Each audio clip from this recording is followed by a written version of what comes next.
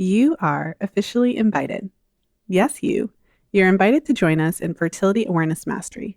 This is my 8-week program designed to help you gain confidence using fertility awareness.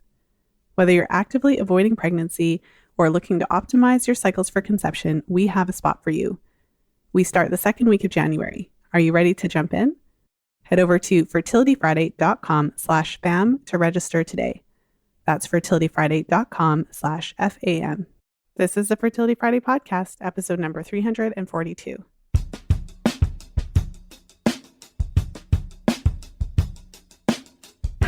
Welcome to the Fertility Friday podcast, your source for information about the fertility awareness method and all things fertility. I'm your host, Lisa Hendrickson-Jack. I'm the author of The Fifth Vital Sign and the Fertility Awareness Mastery Charting Journal. I'm a certified fertility awareness educator and holistic reproductive health practitioner with nearly 20 years of experience teaching women to connect to their fifth vital sign through menstrual cycle charting, balancing hormonal health, and optimizing the menstrual cycle without hormones. I'm outspoken about hormonal birth control and its impact on fertility and overall health because you have the right to know how your body works and how artificial hormones disrupt that natural process. I host live coaching programs to help you achieve optimal fertility and health because it's important to have healthy menstrual cycles regardless of whether or not you want to have babies. I'm also a wife and mother of 2 beautiful boys. I know, I'm a busy girl, but I managed to fit it all in. This podcast is designed to empower you to take full control of your cycles, your fertility, and your overall health. And I'm so excited that you're here with us today.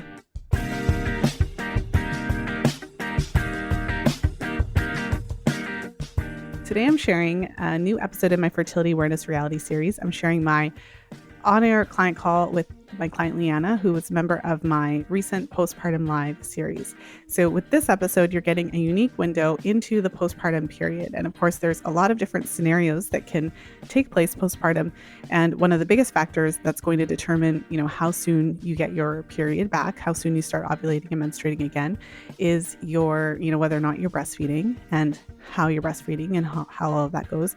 But of course, that is only one of several factors that can determine. So some women get their periods back pretty quickly. I think some women are really surprised at how quickly their periods return, especially if they're not breastfeeding or if they've had to limit or restrict the amount of breastfeeding they're able to do.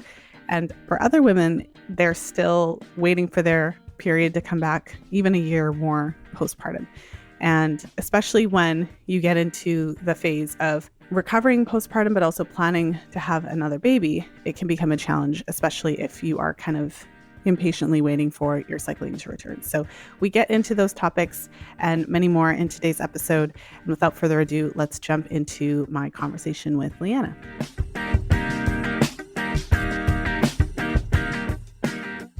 To be here today with Liana. Liana is a current member of my Postpartum Fertility Awareness Live, Fertility Awareness Mastery Live. There's too many words in this, in the title of this program, but I'm really excited to be here with her today.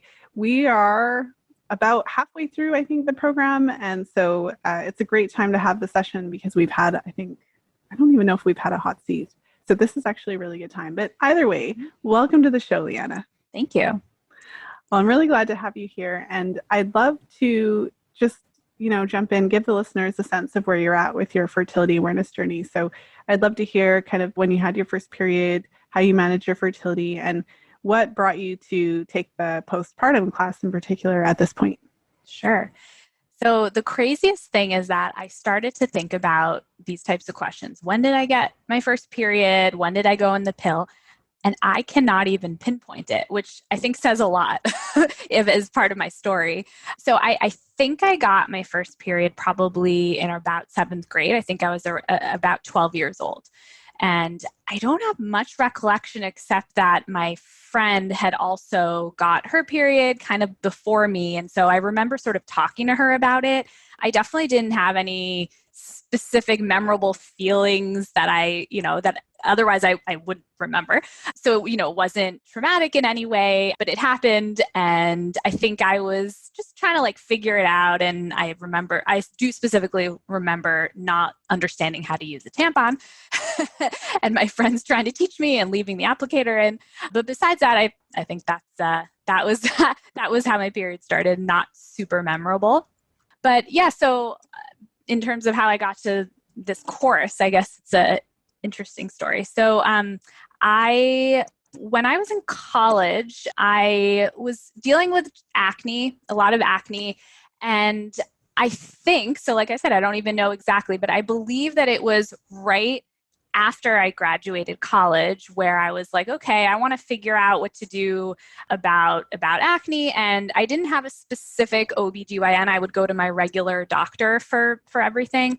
And so she had recommended the pill to deal with the acne, and I just went on it. I didn't even really do much research, which is crazy to me because when I was in college, part of what I studied and got really into was holistic health. And I took a course on holistic healing. It was the first time they offered it.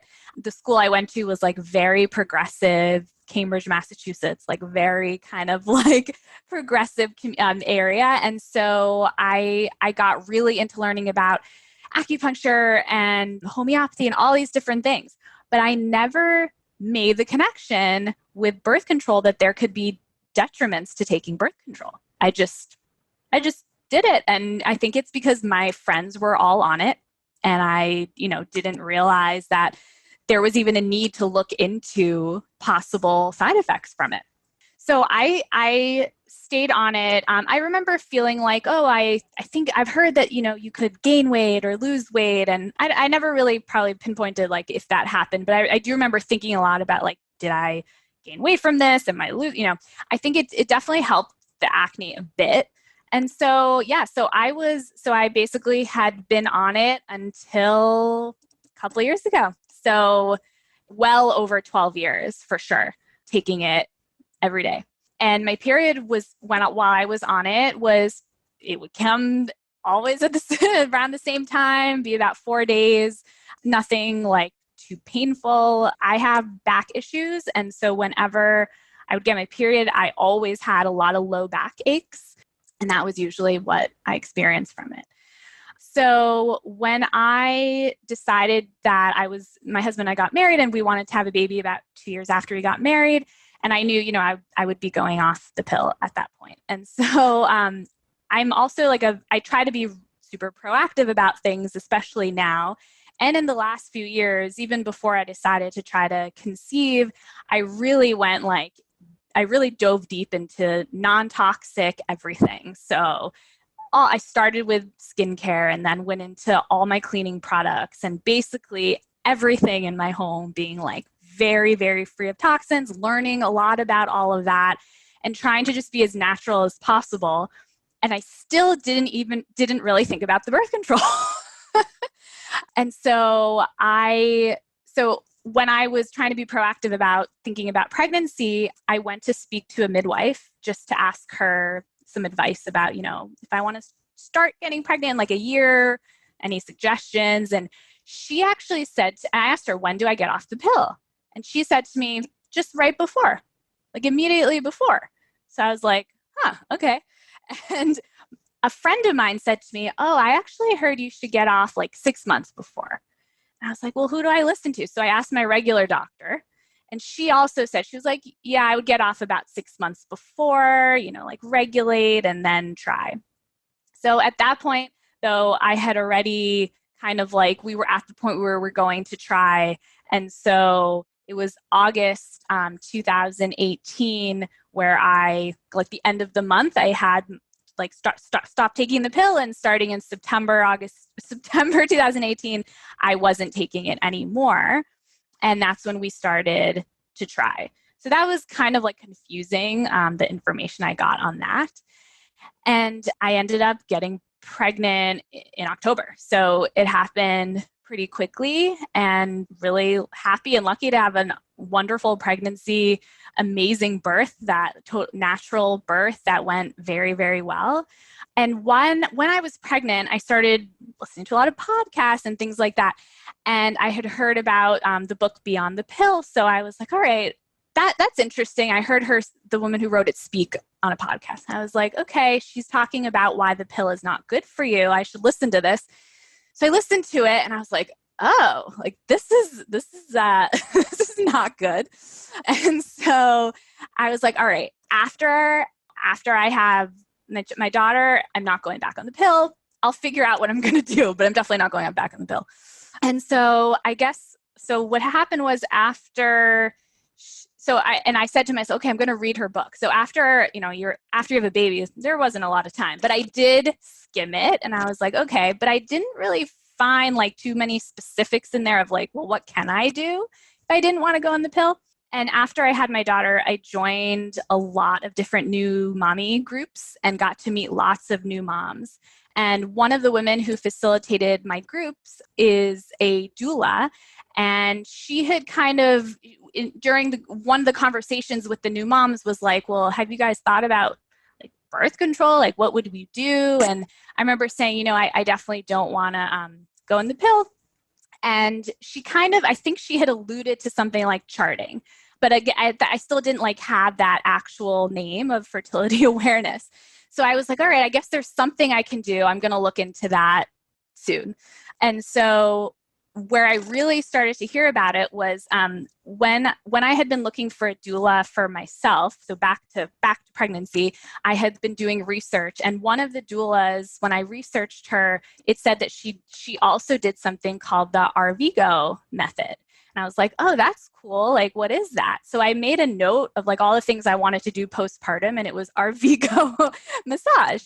So I had it in my calendar, and it was like 4 months after I gave birth, and I contacted someone in the area, a different practitioner who said was certified. And so I made an appointment and I went, and she's an acupuncturist.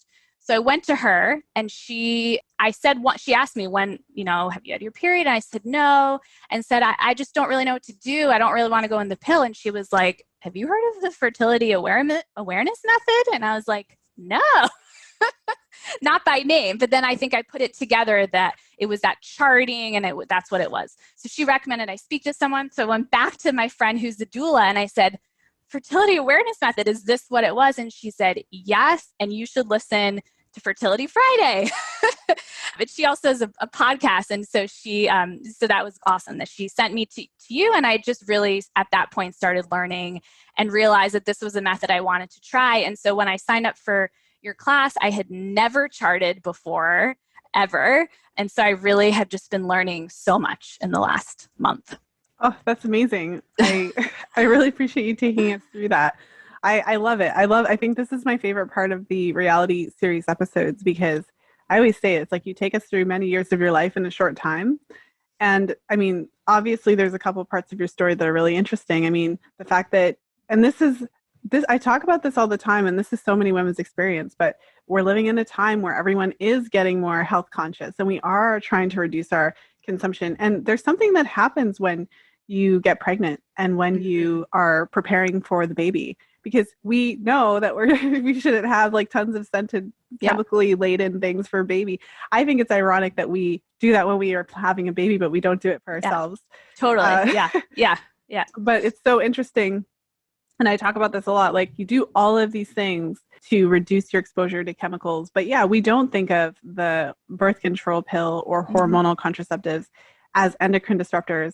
And I refer to them as like the atomic bomb of endocrine disruptors, because if you were to put some lotion on your arm, the lotion might contain xenoestrogenic chemicals, but it wasn't designed to stop you from ovulating, right?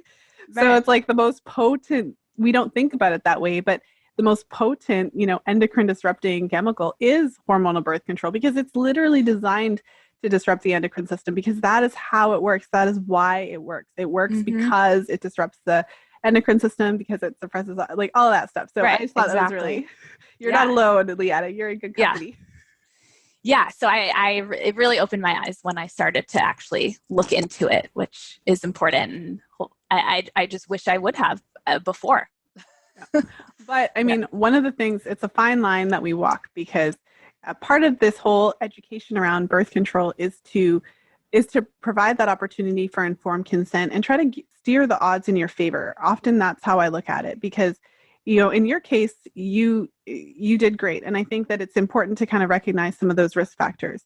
If your cycles are pretty nondescript, pretty regular, and you had the opportunity for them to develop. So for example, if you weren't put on hormonal contraceptives like the month after you had your first period, Right. and you actually had a couple of years of normal cycling and the cycles were pretty normal. So you're in a category of, you're actually kind of like that ideal candidate that's most likely to resume normal cycling once you come off. Because if you actually had a robust cycling prior and you did have a couple years, you're similar to like when you start developing when you're a teen, you don't just like wake up with breasts. It takes it takes a couple of years before they fully develop from breast buds. And so similarly your cycle. So I think that's really important as well, because the information I share, it's not to say like you have to do it this way, you don't, but it's to say like for some women, they come off the pill and it does take a bit of time and you just don't know which category you're going to fall into. Right. Yeah. So, and, I was like using the apps and all the sticks from the drugstore. And I was like, oh, it worked, for me, it worked, but I'm sure I would have been way more knowledgeable if I had, been able to do the charting. So I'm excited to get more into the charting now. Yeah. Well, and I thought it was also interesting that, and it just speaks volumes, because I'm sure there's some women listening that are just like, wow, right? She didn't know, like you were actively actually looking for this and you didn't even know really that it was a thing. Yeah. And so this speaks to one of the biggest challenges, because even though like here on the podcast, we talk about fertility awareness all the time. And of course the listeners are then quite well versed, and there's huge group of women that are using it, that are familiar with taking charge of your fertility in my book. But it's kind of like a little world unto itself, because the average woman doesn't know that it exists. Since I've been in the class, I've been talking about it all the time. And I've been asking so many friends to practitioners, physical therapists, all these people. Most of them were like, no, I don't know about that. And I was like, what? You don't know about this? So yeah, it's crazy. Oh, and one last thing too, because you mentioned that you went to your midwife and you asked if you should come off of birth control, and your midwife said, no, you should just wait until the moment before. And I think that it's just important. So one of the things that we will talk about in one of our sessions is choosing a practitioner to support you. And, when I talk about that, it's important to recognize that in any profession, there's people that are more and less knowledgeable about different topics. Because a lot of people are really confused when they hear stories like that, which is like, well, why would the midwife say that? But keep in mind that midwives are classically trained professionals as well. And of course, they're more likely to know about fertility awareness for sure. But does that mean that every single practitioner is well-versed and all of that? And also, I think with medical professionals, there's a hesitancy to share information about these methods. One, because they don't necessarily know about them. They haven't been trained in them. But also, I think that part of the training would involve having a place to refer, and I think a lot of medical professionals, because they don't really know a lot about it, they're just going to be like, no, don't do that. Right. And I did not choose that midwife actually to use when for when I actually was pregnant, for a few reasons. But I tried to do all the research, but there's only so much you can do. So yes, of course. Well, I think you did great. And I think I'm glad that you found your way to the method. So as we kind of shift gears into the session part of our session, let me know what, you sent me lots of information. And so I'm going to pull up your charts and everything, but let me know what is kind of at the top of your mind and what you want to make sure we talk about. So I think the main thing is the whole fact that I have not had my period come back. So it's been almost 2 years, because from before I got pregnant, it was October 2018 when I had my last period. And I am still breastfeeding, but I have cut back. So I am breastfeeding just morning and night. My daughter is 13 months old. Yeah, so I'm now, or 13 and a half months, and, I'm still haven't had it. And I went to actually my acupuncturist this week, and I was mentioning it, and it was interesting because she was saying how breastfeeding is an expression of blood energy and chi, and that, in that philosophy, you kind of like actually you either produce milk or you would have your period. Like it's not common to do both, like in that philosophy. And so she was kind of saying, maybe like don't try to like get it back like so proactively. But of course I wanted it back because I'm in the course and I want to learn. So I think I'm struggling with like, should I, first of all, like, is it still healthy, or what does it say maybe about whatever I'm going through or my body that I haven't had it back? And I guess I want to talk about that a little bit. And of course, also from my chart, if there's anything on there that could give us some information on that. Mm-hmm. Yeah, I mean, I think we've spoken about it a little bit in the class. I think that is an interesting assessment regarding breastfeeding and menstruating, because where does the milk come from? I think it has something to do with the blood, which is really interesting. Surely a topic for another day. Yeah. But ultimately, I mean, what we have spoken about a bit in the class is that, it's not the same for every woman. So for some women get their cycles back quite soon, even if they're breastfeeding. So some women will have their cycles back, 4 months postpartum or 6 months postpartum or 8 months postpartum. And there's certainly women who don't get their periods back until maybe the year mark. So what I usually say is if you really hit that 18 month mark postpartum and you haven't had your period back, there is a point in time where you can no longer say, like, this is definitely postpartum. Like, there's a point in time where it's certainly, like, you want to just check in about what else it could be.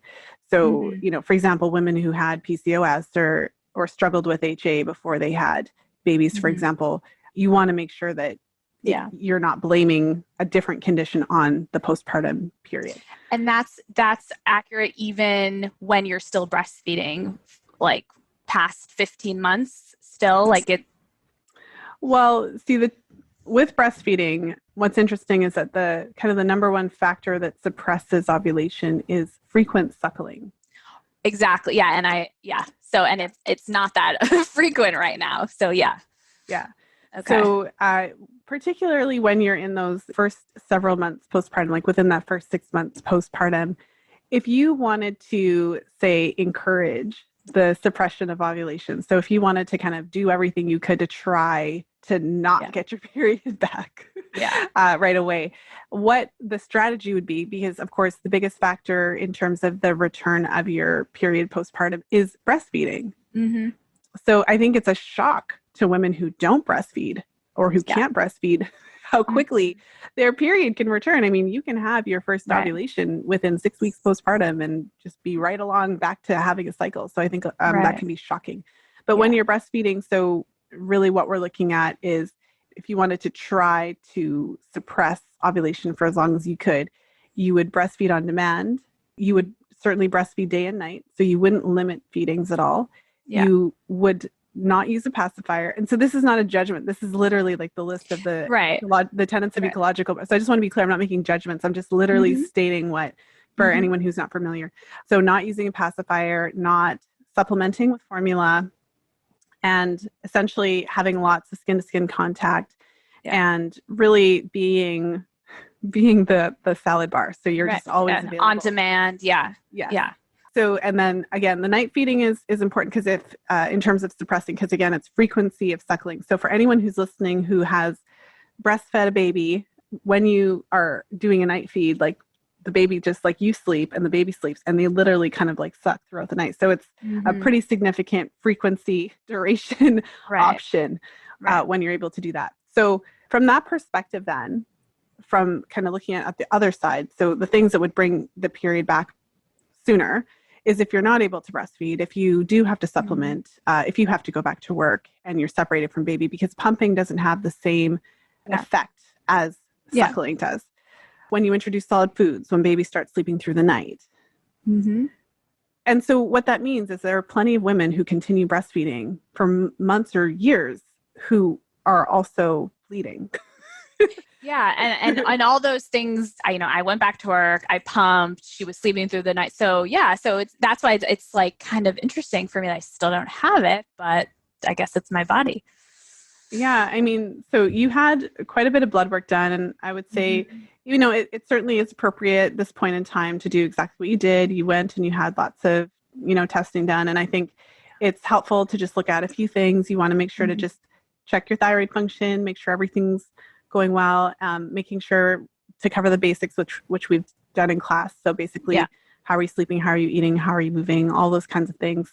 And again, there is some degree of bio-individuality, right? There's some degree of that at this point. And it's also like, it could be around the corner. I don't know. Because I think you posted in our Facebook group that you saw some mucus. So it actually could be around the corner because you did recently make a shift in your breastfeeding pattern. Yes, I cut out a couple of other feedings, so it's just, the twice a day. But yes, that was my main question here is I saw mucus. It was definitely the type you could pick up and you could analyze. Did not see it again. So what is that? So yeah. Well, and so, okay, so we've been in the class together for a month. A 4 month. weeks. Yeah. And so you've been checking for about a month. And so this is like the first time you've seen anything. Yeah. Okay. Yeah. So to give you an answer, I mean, it would be lovely if when you went into your fertility, it was just like, like a perfect movie moment, right? Like you go from dry to like this gradual buildup of mucus and it's like an orchestra and then you go to ovulation. That's not typically how it works. Right. So what I mean by that, as I'm sure you anticipate, is that what can happen is that as your hormones start doing their thing, so, when you kind of pull the feed, your body kind of adjusts. And so to the degree of the suppression of ovulation, that could shift. And what you might see happening, and so what many women see happening is they'll see like a couple days of mucus and then it'll go back to dry and they'll see, so it's not uncommon so what we've talked about quite a bit in our postpartum class is, I've divided the postpartum phase into 2 main phases. So phase 1 is what you're in. So phase 1 is from birth, essentially, to the first time you ovulate. So it's the forever, everlasting pre-ovulatory phase. Right. And then once you actually ovulate and start cycling again, then you move into phase 2. And so that makes it easier to talk about and easier to strategize of how to work within each phase. So when you're still in phase 1, and I think it's important to know all the things that I mentioned, sleeping habits, frequency of feeding, the introduction of solid foods, like when you kind of are aware of the particular events that could change the frequency and duration of breastfeeding that could then impact the degree of suppression of ovulation, then when you do make those changes, I think it's helpful to be watching for any shifts. Okay. So I can't predict the future. I don't have a crystal ball. It would be nice. But the fact that you did see mucus and then it went away. So if anything, what I would say on this part of the chart here, that was a peak sign. So you can do a count of 3 here after the peak sign. Yeah, because it was lubricative and shiny. Yeah. And you marked it mucusy and you mentioned that you could pick it up. So that's actually a peak sign. And then you do your count of 3. Okay. And so basically it could simply be that your body is kind of gearing up to ovulation. And as it kind of does its thing, then at some point you're going to see that shift. But it's a good sign in terms of the fact that you hadn't seen mucus and then you did. Right. So what is a little confusing is I think it was only day 10 where I actually could pick it up. I think the other day that I marked it was like very shiny, but I couldn't pick it up. So, and I think maybe, I don't know if I did the code right there. So I definitely have been noticing just like the moistness and, I did get nervous because that I know you've said that could be like not a great sign. So I was a little confused about that so more often than not is I'm seeing a bit of dampness. Sometimes where I marked it was shiny, but a lot of times it's just damp. Okay. Well, and then on day 10, you marked it as lubricative. So when you wiped it was actually like, whew. Yes, that's the day that I picked it up. And then, and day 15 was lubricative and I could totally see all of that. And it's the sensation was that, but I could not pick it up. Okay. Well, I think it's helpful to just kind of remember. So the peak kind of mucus sign, so like the clear, stretchy, the egg white, just for everyone who's listening, it can show up in 3 main ways. So peak mucus is clear, stretchy, or lubricative, like and/or. And so certainly there are times when it is like super lubricative, it's obvious, but you can't pick anything up off the toilet paper when you're wiping. And so that still qualifies as a peak sign, even if you can't pick it up. Okay. For the purpose of charting, it's helpful to remember that. And so even here, because on day 10, you did mark it as lubricative. So lubricative by itself is that sign, like that peak sign. So you could also do your count of 3 here. And so, as the reminder, like you do, like, so depending on the resource for all the listeners, if you're reading Taking Charge of Your Fertility, it's like peak pause 4 or count of 3. If you're using like the Justice method or something like that, depending on how you're charting or how it shows up in your app. But essentially, like, the reason that you do that buffer period is because you want to see, A, did I ovulate? And B, you want to let if you did ovulate, you want to let the vagina go back to its original acidic, dry, kind of non-fertile state. So just as a little reminder there. But in terms of then differentiating between the dampness that you're experiencing and then the signs. So prior to, let me just see what I have. I feel like, okay, so I just had the beginning of this chart. So this is the same chart. So it's interesting because here on the first couple of days, you just marked it as dry with nothing, and then you started noting the dampness. So I think I wasn't checking correctly because I had never done it before. So I think I didn't really like get the full feeling and like do the full check. And so I think I definitely on day 7 was where I was like, oh, I actually don't think I was totally checking correctly. And I think that's why that happened. Well, I mean, so in terms of the dampness, it's something that I talk about a lot because it comes up a lot. So I would say anywhere from 15 to 20% of my clients notice a pretty regular damp observation. So what that means is like you wipe with a piece of toilet paper before you pee, and the actual toilet paper is damp. That's what that damp means. And so in that situation, when it's very consistent, it certainly can be a sign of cervical dysplasia. Ideally, when you're wiping in this way, you would be seeing either nothing or shiny. Okay. And so it's nothing to, I would say, don't be, incredibly alarmed because it's, like I said, it's quite common. Certainly the next time you see your doctor, you could ask them if you haven't had a PAP lately, like just to double check. It's a good idea to just do your due diligence.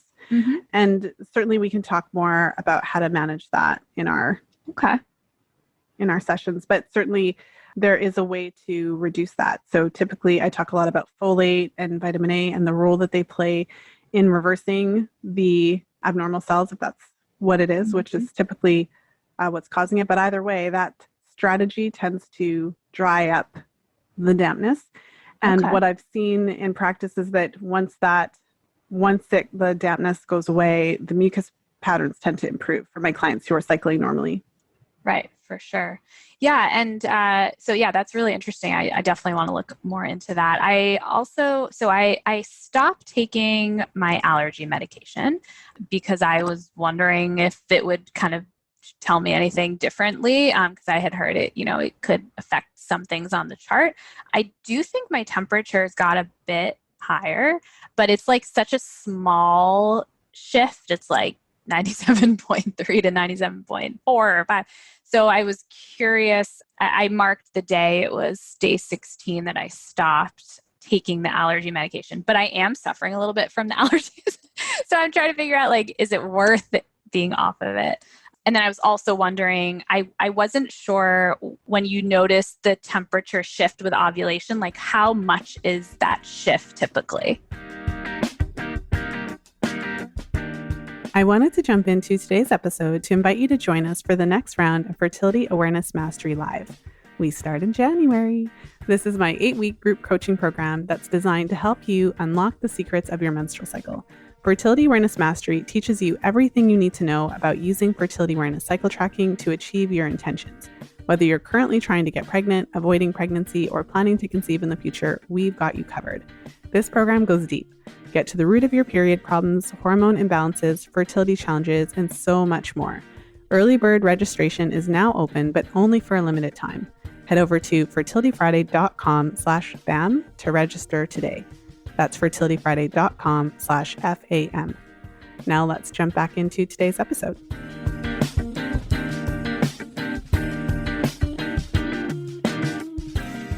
Yeah, those are good questions. I did notice the little bit of a temperature rise. So at some point I wanted to ask you if you had done anything different. Yeah, and today it was the highest it had been. It was 97.6 this morning. Well, in terms of like how much higher, so when with the method that I teach, there's no specific, like it has to be this much higher. So when you're seeing a shift, what you're looking for are 3 temperatures that are higher than the previous 6. Okay. And so what you're typically seeing are a group of lower temperatures, a group of higher temperatures. And if you draw a line between the two, you can see a clear difference. So there is like a difference and a shift. And so what I always say is it should be clear and obvious, because I guess the obvious question is like, is it possible that you ovulated and this, slight increase in temperature could be related to ovulation? I'm not really convinced of that, because you're noting your cervical position. So I'm not sure but you've noted it to be basically the same every day. Same. Yeah. And we talked about the 4 main things to watch for, which is the firmness, the height, the tilt, and the openness. Right. And so, I'm not convinced, because if you did ovulate, you'd likely have more than 1 day of mucus, so kind of random. And also you would likely see, at some point the cervix opening and being a bit, at least in a different position. So so since I'd never checked my cervix before. And so I think I now am used to like the feeling that it is like the firm and kind of closed. I imagine it would be a fairly obvious change if it was different, right? Just because I've never felt the change. So I also wonder, well, did I just not notice it, or? Well, yeah, it would be pretty different. I mean, you've had a baby, and did you have a C-section? Or no, you said you had a vaginal delivery. Yeah. So your cervix will never be like fully closed, likely. So the way, like, you probably feel something like a dimple or something. Yeah, I think so. Just to put that out there, because certainly I've had 2 babies as well. So my cervix is never like closed like it was before I had 2 babies. Right. So, but yes, the difference is discernible. So it's softer typically. The opening is typically more pronounced. Okay. The actual position is different. So in terms of the height, of course, it's individual, but typically it is higher, and you notice that it's in a different position. But I think sometimes it depends on the woman and the sign. But I think for a lot of women, the most common or the most obvious difference is the tilt. So outside of the fertile window, often the cervix is kind of facing back. And then when you're in the fertile window, it's like facing down. Got it. Okay. Yeah. Yeah, it's definitely been, I think I've gotten into a good rhythm of, filling out my chart before I go to sleep, which always means I'm like, I'm got to fill out the cervical position. So I'm always checking it at the same time, which I think is good. So I think I've got definitely into the rhythm, but definitely the first few days I was forgetting because it was so new. Yeah. So I think I'm, it's definitely, as you said, it kind of, you just like your body remembers to check. And I've definitely have been feeling that, I think, more lately. So, yeah. Well, I think something really good to kind of think about even so far is that, so when you're in phase 1, it's really important to take some time to establish your basic infertile pattern, as we've talked about, and to establish what is normal. So essentially, like, what does it look like most of the time? So when you did have that 1 day of mucus, and then you did have that like lubricative sensation, even though you couldn't pick it up, you were like on it because it's totally different. Exactly. Oh yeah, I told everybody, I saw mucus. I told my friends, my husband. I thought, well, and I thought that meant my period was coming back. I don't think I realized that like you could see it, and that didn't necessarily mean that my period was coming back. Oh yes. Yeah, no, that's interesting too. And I love it. I love that you like shouted it out all over the world. But yeah, but it's helpful, and it's helpful to have this experience in the class as well. So this is one of the things that can actually be frustrating about postpartum charting. If you can imagine that. So if you do notice that you start to see mucus coming back, like as you're kind of approaching, as your hormones are kind of doing their thing. So it can be a bit frustrating for that period of time where you might see mucus and then it goes away, and you might see a little bit more and it goes away. So I think it is helpful to recognize that aspect of it, but also recognizing that it's like part of the process. It's, you know what I mean? And it's a phase, and it's not going to be like this forever, but it certainly can be a bit frustrating or challenging. Okay. But what I always say is that when you do go into the fertile window, the shift is typically clear and obvious.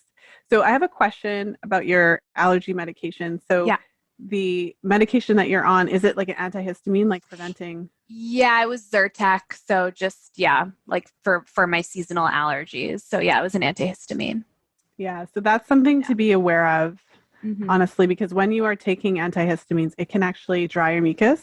Yeah. Mm-hmm. And that can mean that it can mask that sign. Right. And that could mean that.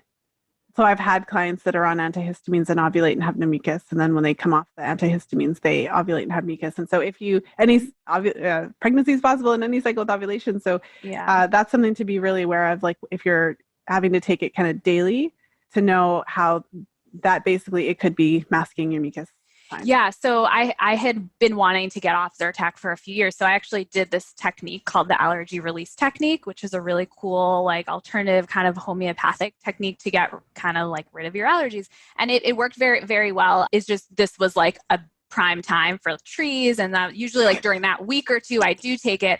So now I just decided, I'm not going to take it. Just going to go the natural method and hopefully feel relief that way.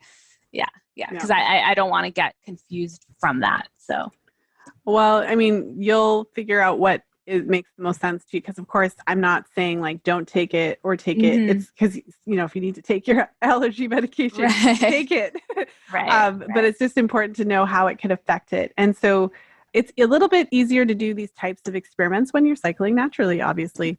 So, when your ovulation returns and you have your first period and you start cycling again, it's a lot easier to do an experiment where you have, your cycle during the prime pollen time. And so you take the antihistamines and chart through that and see how it affects it. And then you have the cycle without it. Like that is a really good way to see how it's affecting your body, because some of my clients may still have some mucus, but just less, and others may have none. And others may not be as affected by it. So it's really helpful to see for yourself how this is affecting you. Yeah, that's interesting.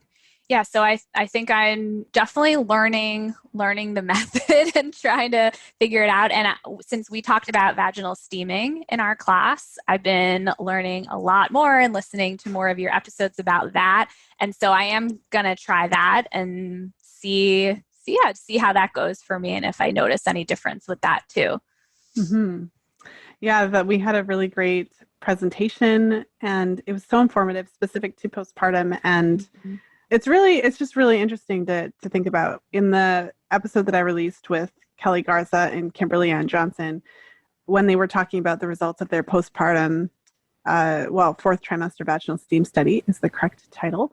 It was really interesting because there was a lot of unexpected benefits that you wouldn't really think to look at, and just different ways that it can speed up the recovery process and make it a little less challenging. And any new mom wants to have anything that can help make the postpartum phase easier to manage. And so it's just, and so it's like certainly an incredible kind of low level invasiveness type of procedure that can have quite a bit of benefit. Right. And relaxing even, to have that time, the time for yourself to do. I remember after giving birth, all I wanted to do was like lie in a warm bathtub. Like that feeling of warmth really helped with, just the recovery down there.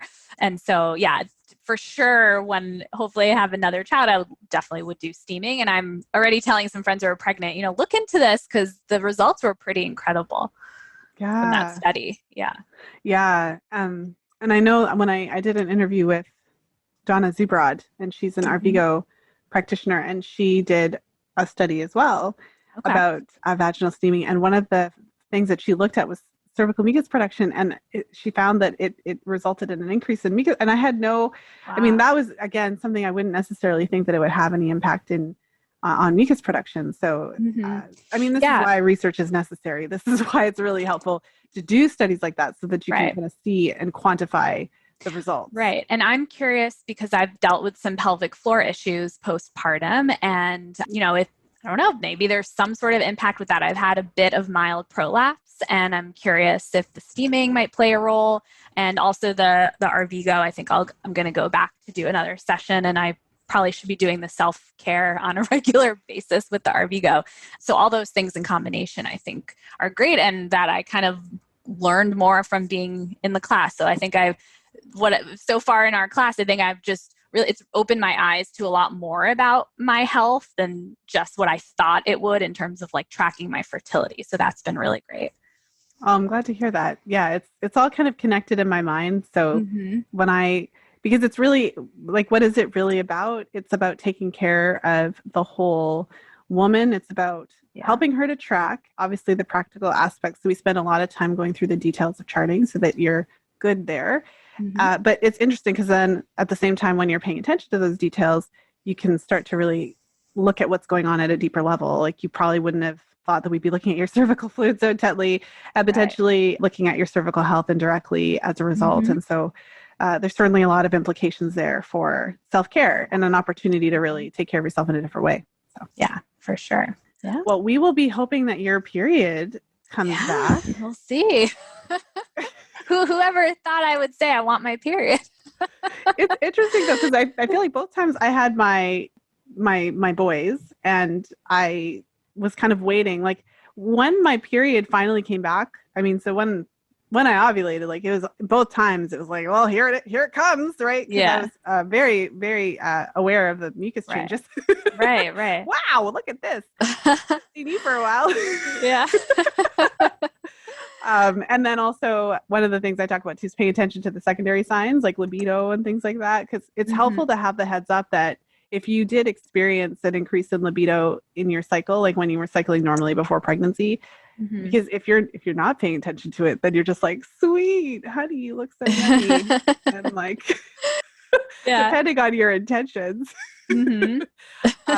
Anyways, my point, as I'm like going on a big tangent, my point was more that I felt a relief when I had it because I'm used to cycling. So it was nice to go back to that and to have that kind of like, when you have your period, it's kind of like a release. It's like a reset of emotionally. It's like the end of the day now. So it's going to go downhill from here. But maybe not. But yeah, you know what I'm saying? Like, it's a nice release and a reset and all of that. So yes, I can totally appreciate why you would. I'm not sure if that's your particular reason, but I can appreciate that you would want your period back. Yeah. And I I want to learn how to chart. And so far it's a little tricky without having my period back. So, one, I always like point out a bunch of different, because I've supported clients in different phases and in different parts. So what I would say is that it doesn't feel like it really, but when you are postpartum charting in phase 1, meaning you have lots of dry days and you're really kind of looking for that point of change, it's actually really great practice for regular cycling, because what are you doing in the pre-ovulatory phase but identifying the change when you go from dry to mucus patterns and feeling really comfortable and confident in that. So it doesn't feel like it now, but you're actually getting some really great practice. Good. Okay, great. And then once you get the mucus, of course, you'll have questions. You'll have questions about the different kinds and what you're seeing and how to interpret it. But with that said, it's going to be a lot easier for you because when you're ready, you're already ready to see this mucus. Yeah, for sure. Yeah. Exciting. Yes. Well, Liana, this has been a lot of fun. A question for you. I usually end with a couple questions. What would you say to the woman who is, I think I have like a couple, so I'll try to like not go on and on, but what would you say to the woman who is actually, pregnant or postpartum and kind of in a similar situation that you were, where you don't really want to go back on hormones, but aren't really sure what the options are? Like, what would you say to that woman who's considering fertility awareness?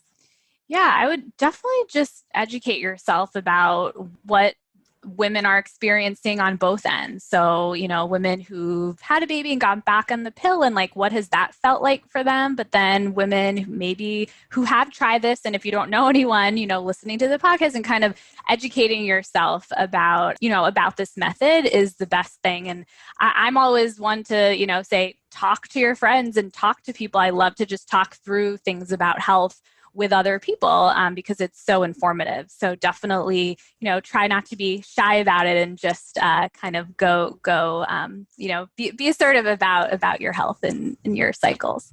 Love that. And then last question then for a woman who's on the pill, and kind of similar thing, like a lot of women find this podcast and then are kind of in that contemplation phase, but are understandably terrified of coming off the pill and switching to a non-hormonal method. So what would you want her to know? I would say first, I felt a bit of guilt when I learned like there could be detriments to taking it, but it's not healthy to make yourself feel bad. So I would say first, like, don't be too hard on yourself if you feel like, oh, I didn't know this. But yeah, I would just look into it a little bit more and see what you feel like will make you the happiest in the end. And for me, it was not adding something kind of synthetic into my body. And that just felt right. It was like a gut feeling. So yeah. Yeah. It's an interesting line, that we walk when we're talking about these issues, because it's not about, I always say, like, we all do the best we can with the knowledge we have today. Mm-hmm. And so when you gain new knowledge, all you can do is pivot, really. And because you can't like turn back that. If you figure out how to turn back the hands of time, you let me know. But until we've sorted that, you can't really go back. Yeah. And so it's not, it's natural for us to kind of beat ourselves up, unfortunately, but it's not productive, and certainly it doesn't change anything. Right. And I think also knowing that there's women like you and other people who have been doing this for years, and you've been able to effectively manage whether you wanted to get pregnant or didn't want to get pregnant, and that it can work. And that's really, really nice to see too. Oh, I love that, because I think that it's, that's really what it is. Like, it either works or it doesn't. And so I think the fact that there are women who exist, and it's not just a couple, there are, hundreds of thousands, but there are women who exist who use this method, and they use it successfully, and they, like you said, so that can be some encouragement. Yeah. And last thing, I felt a little overwhelmed when I heard like it was such a like everyday thing, like you're always doing something. But then I heard you say, well, you brush your teeth every day, and then I was like, oh yeah, like this is my health. Like, why not make this a thing that I do every day? And that kind of helped me like get over, oh, this is going to be so much work, but it's just like part of the routine now. Yes. I love that you said that, because it definitely, as someone who does it, like it certainly seems like it would be, but like you wipe yourself when you go to the bathroom anyways. Yeah. So you're just adding an additional wipe. Everything's okay. Yeah. But I always say it's a self-selected method. So no one's forcing it. No one who uses Fertility Awareness was forced into it. Right. So really and truly, I believe that women who use this method are called to it. We feel like, okay, this is what feels good for me. This sounds right. This is resonating with me. And so it's not this chore. It's like, oh my gosh, am I going to see mucus today? This is kind of cool. Yeah. So definitely. All right, Liana. Well, thank you so much for being on the show. This was so much fun, and I'm excited to share our conversation. And I'll see you soon. Thank you. Thank you for listening. If you enjoyed today's show, please share it with a friend. You'll find the show notes page for today's episode over at fertilityfriday.com/342. I hope that you enjoyed today's conversation with Liana. We really went deep into some of the challenges that you can experience postpartum. And I feel this episode really paints a picture of what this looks like for a lot of women, because every woman is absolutely not the same. Some women will get their periods back within 3 months, 6 months, 8 months.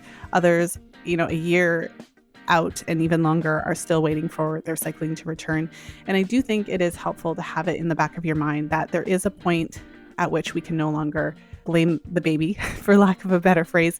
There's a point at which we do have to start looking at what other factors could be contributing to the delay to the return of normal cycling, particularly when you get into like the 1.5 to 2 years postpartum. By that point, we really can't say, okay, this is definitely because of the breastfeeding. It does depend on the amount that you're breastfeeding. By the time your baby's, 1.5 to 2 years old, they're certainly eating a good amount of solid foods in addition to any breast milk that they're still getting. So it is a helpful reminder just to remember that the menstrual cycle is a vital sign. It's a sign of health. And so the absence of a cycling when you're supposed to be cycling is a sign, is something that we should be paying attention to and warrants further investigation.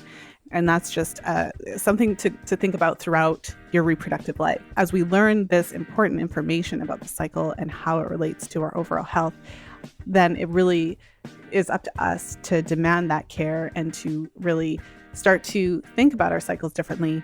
And I guess you could say ignore the hype or ignore the propaganda that we're taught that it kind of doesn't matter unless we're actively trying to have babies. So with that said, I hope that you have a wonderful weekend, whenever you're tuning into the show. And of course, as always, until next time, be well and happy charting.